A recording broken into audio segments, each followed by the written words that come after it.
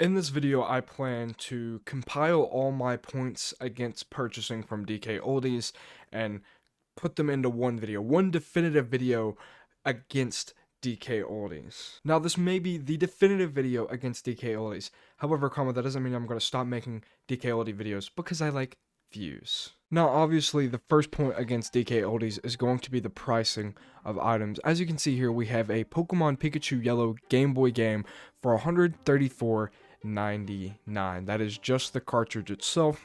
Here I have my copy of Pokemon Yellow that I purchased for $50 flat. That's a little bit higher than it's going for right now, but at the time I bought it, it was going for around $55. I bought it at a local game store.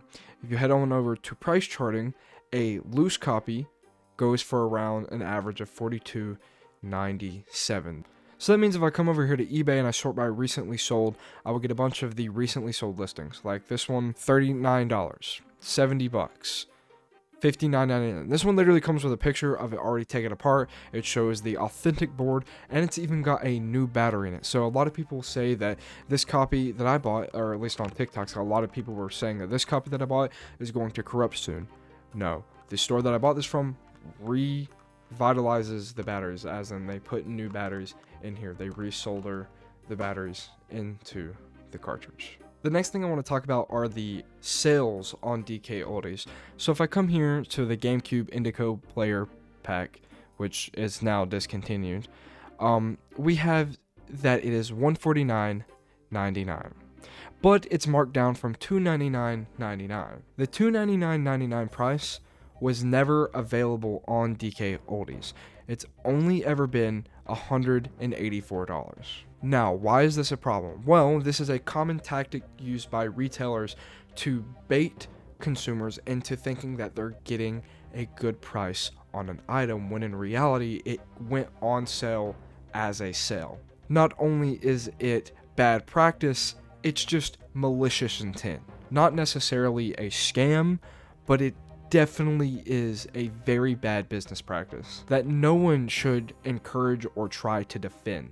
You can kind of see this even further when you go to games and consoles that are being sold. Like right here, we have Demon Souls for $33.99, right? That's about $13-ish over what I would be willing to pay. I spent $20 on this copy today, right? It says it's $33.99. But if I click on it, the price is immediately going to go up to $34.99, and it's going to say that it ranges from $29.99 to $34.99. The reason that is because there's different grades in which you can buy it, right? Like the game case and cover bar only is the $33.99 price. The price that it defaults you to is going to be the most expensive price. So although that it's not baiting you into a price that doesn't exist, it's still kind of weird that it defaults to the lowest price when you're previewing, and when you click on the listing, it defaults you to the highest price. Also, I find it highly unlikely that there are no game-only copies of Demon Souls.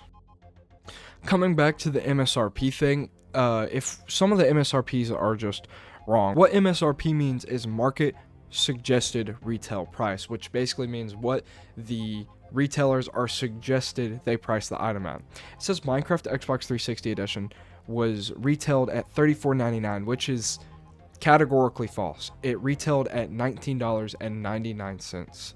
Even including inflation, since 2012, 2013, $19.99 is only $25-so-ish now in 2022. So the MSRP of $34.99 is just a straight up lie. Again, another malicious intent to get you to buy something that is already overpriced. I also get a lot of people saying that, oh, well, they give free shipping. It's not free shipping if you're paying a premium, right? It's like when Logan Paul did that merch during COVID. It was free merch, but it wasn't really free because you had to pay like $14 shipping. Now, on the other side of the coin, there's a lot of people that agree with me about how DKOldies is overpriced and they have a bunch of malicious practices, and people wonder how they can get away with it.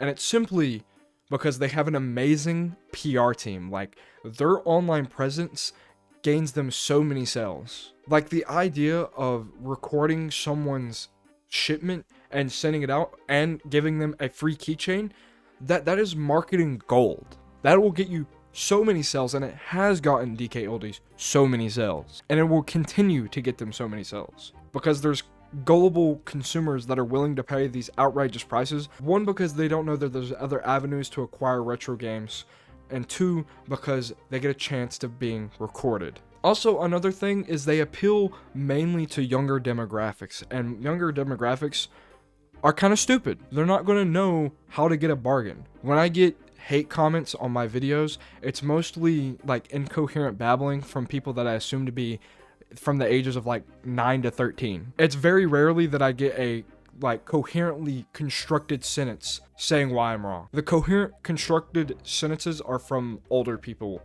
Now I want to answer two questions that I get a lot. The first one is, do I have a store, and if so, how do I access it? No, I do not have a store. I am not a seller. The only way I actually sell is through Facebook Marketplace, which is I only do local sales. So no, you're not going to be able to buy from me unless you live within like 40 miles in my within me. And the second thing is, where can I buy retro video games and stuff? The first place I would always recommend checking is retro game stores in your local area, because you want to support your local businesses. But before you go blindly buying from retro game stores locally, you have to use websites like price charting to make sure they're not going way above market value. Because I can understand that eBay sellers are different from a brick and mortar store. A brick and mortar store has overhead that it needs to fund. That's okay. Going $5, $10, sometimes even $15 over what price charting says, I would say is okay and justifiable. What's not okay and justifiable is 3 times the amount that something is going for. And some people still have the audacity to say that DKOldies is a small business. That's a lot of overhead for a small business. Like on price charting, Demon Souls is like $11. I paid $20 for this. I'm okay with that because I'm supporting a local business. And it's not too overpriced. Also, my local stores aren't going to try and lie to me. Second place I would look is eBay. You just got to be careful with eBay. Make sure that it's insured when you buy it. If possible, pay with PayPal, because PayPal has a money back thing if you get scammed. Facebook Marketplace is also really great because you can meet up locally and test items in the flesh. And then third is Mercari. Mercari's really good too. I found some great deals on there. Mercari is mostly filled with wine moms that are selling their kids like game closets from years past. There's also Goodwill. I've heard a lot of people getting good deals from Goodwill, but I've never found anything at a Goodwill.